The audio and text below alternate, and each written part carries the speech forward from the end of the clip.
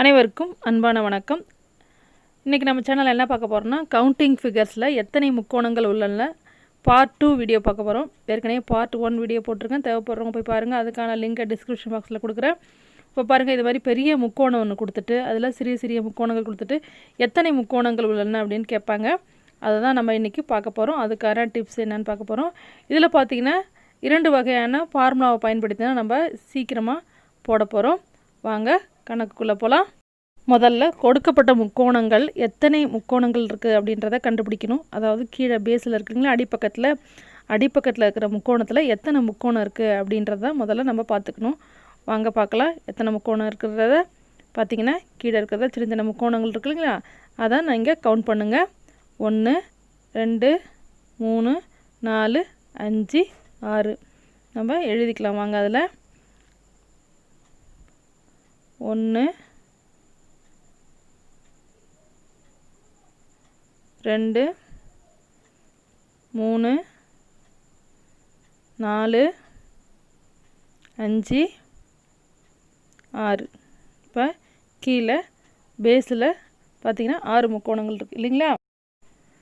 இப்போ நம்ம அடியில் எத்தனை முக்கோணங்கள் இருக்குதுன்னு பார்த்தீங்கன்னா 6 முக்கோணங்கள் இருக்குது இல்லைங்களா. இப்போ 6ங்கிறது இரட்டை எண்ணா ஒற்றை எண்ணான்னு பார்த்தீங்கன்னா அது இரட்டை எண், அதாவது ஈவன் நம்பர் இல்லைங்களா. அதாவது இரட்டை எண் அப்படின்றத நம்ம தெரிஞ்சுக்கிறோம். ஏன்னா இந்த இரட்டை எண் ஒற்றை எண் வச்சு தான் நம்ம ஃபார்முலாவே எழுத போகிறோம். இப்போ நம்ம 6 இரட்டை எண் தெரிஞ்சிடுச்சு இல்லைங்களா. அப்போ இரட்டை எண்ணுக்கான ஃபார்முலா பார்க்கலாம் வாங்க.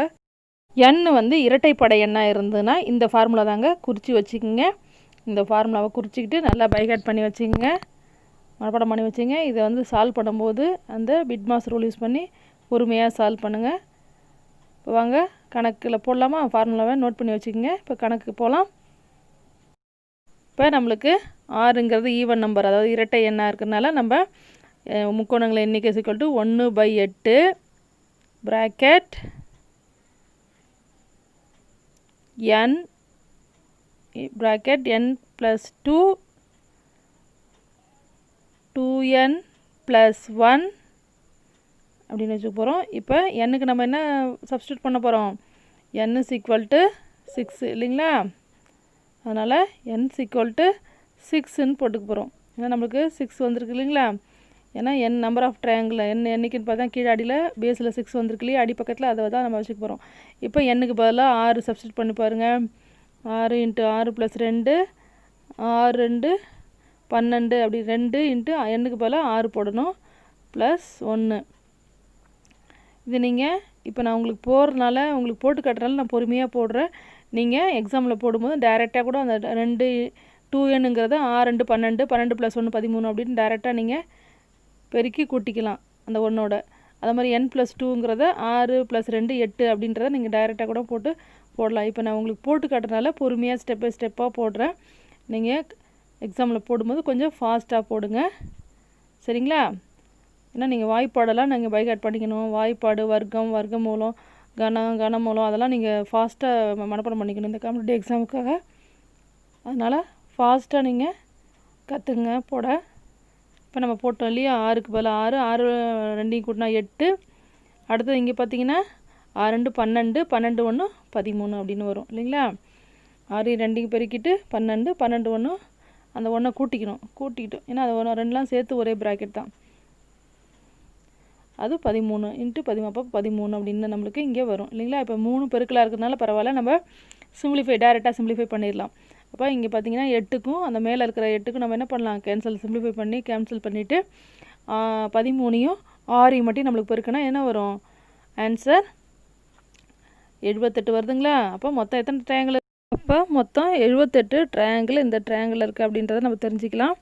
இப்போ பார்த்தீங்கன்னா நம்மளுக்கு 78 ட்ரையாங்கிள் அப்படி இருக்குன்றத நம்ம தெரிஞ்சுக்கிட்டோம். அடுத்த கணக்கு வாங்க போகலாம். இதில் பார்த்தீங்கன்னா எத்தனை முக்கோணங்கள் இருக்குதுன்னு பார்க்கலாங்களா அடியில். அதுதான் நம்ம ஃபஸ்ட்டு பார்க்கணும். வாங்க பார்க்கலாம்.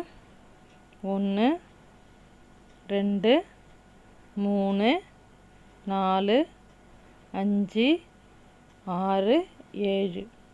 அப்போ அடியில் எத்தனை முக்கோணங்கள் இருக்குது, 7 முக்கோணங்கள் இருக்குதுங்களா. அப்போ 7ங்கிறது என்ன நம்பரு, ஆட் நம்பரா ஈவன் நம்பரா, அதாவது ஒற்றை எண்ணா இரட்டை எண்ணா, ஒற்றை எண் இல்லைங்களா. அப்போ நம்ம ஒற்றை எண்ணுக்கான அந்த ஃபார்முலா என்னன்னு பார்க்கணும். பாருங்கள், இதான் formula. If n is odd, அதாவது n ஒற்றை எண்ணின் எண்ணில் முக்கோணங்களின் எண்ணிக்கை என்னன்னு பார்க்கலாம் வாங்க. 1/8 n × n + 2 2n + 1 -1. அது வந்து -1, அதாவது ஈவன் நம்பரில் -1 வராது, இங்கே -1 வரும். அதாங்க வித்தியாசம். நல்லா பார்த்து எழுதி வச்சுங்க, பைஹேட் பண்ணிக்கோங்க. ஆட் நம்பருக்கு என்ன ஃபார்முலா, ஈவன் நம்பருக்கு என்ன ஃபார்முலா, அதாவது ஒற்றை எண்ணுக்கு வந்தால் என்ன ஃபார்முலா போடணும், இரட்டை எண்ணுக்கு என்ன ஃபார்முலா போடணும். இதுக்கு ரெண்டும் ஒன்றும் வித்தியாசம் இல்லை. அந்த -1 வரும் ஒற்றை எண்ணுக்கு, அங்கே இரட்டை எண்ணுக்கு அது வராது. அதை நல்லா கவனமாக பார்த்துங்க. சரி, இப்போ கணக்கு போடலாங்களா? பாருங்கள், 1/8க்கு 1/8, எண்ணுக்கு பதில் என்ன போடணும், 7 இல்லைங்களா, 7 7 + 2, அடுத்தது 2 7ஆல் பெருக்கிக்கணும் இல்லைங்களா. அப்போ 2க்கு 2, எண்ணுக்கு பதில் 7 போட்டுக்கணும், +1. அப்போ என்ன வரும், 7 2 14, 14 + 1 15 அப்படின்னு வரும். நம்ம அப்படி பெருக்கி போட்டு காட்டுற பாருங்களா. 7 2 14 +1 -1 வந்து இதெல்லாம் மல்டிப்ளை பண்ணிவிட்டு -1 பண்ணுங்கள். பிட்மாஸ் ரூலை கரெக்டாக யூஸ் பண்ணணும், ஜாக்கிரதையாக யூஸ் பண்ணுங்கள். 1/8 1/8, 7க்கு 7 7 9 7 2 கூட்டினா 9 இல்லைங்களா. 9 பெருக்கல் 14 + 1 15 -1. இப்போ இது எல்லாத்தையும் பெருக்கிட்டு -1 பண்ண போகிறோம். வாங்க பண்ணலாம். 1/8 9 63 63 15 என்ன வரும், 945 வரும் இல்லைங்களா. எழுதிக்கங்க. -1. இப்போ நான் வந்து உங்களுக்கு சொல்லி கொடுக்கறதுனால கொஞ்சம் பொறுமையாக போடுறேன். என்ன வரும், ஏது வரும், எப்படி வந்துச்சு அந்த நம்பர் அப்படிங்கிறதுலாம் பொறுமையாக போட்டு காட்டுறேன். நீங்கள் நிறைய சம் போட்டு ப்ராக்டிஸ் பண்ணால் உங்களுக்கு வந்து ஈஸியாக வந்துடும். கிடுன்னு போட்டுருங்க. 1/8க்கு 1/8.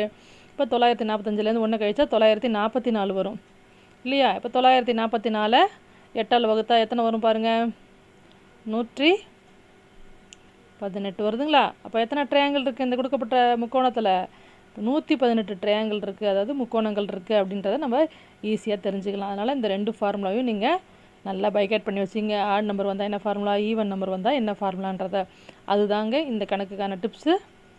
இப்போ பார்த்தீங்கன்னா, இப்போ என்ன கொடுத்தா எத்தனை முக்கோணங்கள் வரும் அப்படின்றத உங்களுக்கு போட்டு காட்டுறேன். நீங்கள் வந்து இந்த ஃபார்முலா வச்சு ட்ரை பண்ணி பாருங்கள். இப்போ பாருங்கள், n வந்து 2, அதாவது அடியில் பேஸில் 2 முக்கோணம் வந்தால் மொத்த முக்கோணங்கள் எண்ணிக்கை என்ன வரும், 5 முக்கோணங்கள் வருங்க. அதே மாதிரி 3 பாருங்கள், 3 போட்டால் எத்தனை வரும் பாருங்கள், 3 இருந்ததுன்னா 13 முக்கோணங்கள் வருங்க. அது மாதிரி 4 இருந்ததுன்னா எத்தனை முக்கோணங்கள் வரும், 27 வருங்க. அது மாதிரி 5 போட்டிங்கன்னா எத்தனை முக்கோணம் வருது பாருங்கள், 48 முக்கோணம் வரும். இதை மாதிரி நீங்கள் ஃபார்முலாவில் போட்டு பார்த்து கண்டுபிடிங்க. இதை விட அதிகமாக, இப்போ நான் 6 சொல்லி கொடுத்துருக்கேன், 7 சொல்லி கொடுத்துருக்கேன். அதே மாதிரி நீங்கள் அதிகமான எண்ணிக்கையிலையும் வச்சு போட்டு பாருங்கள்.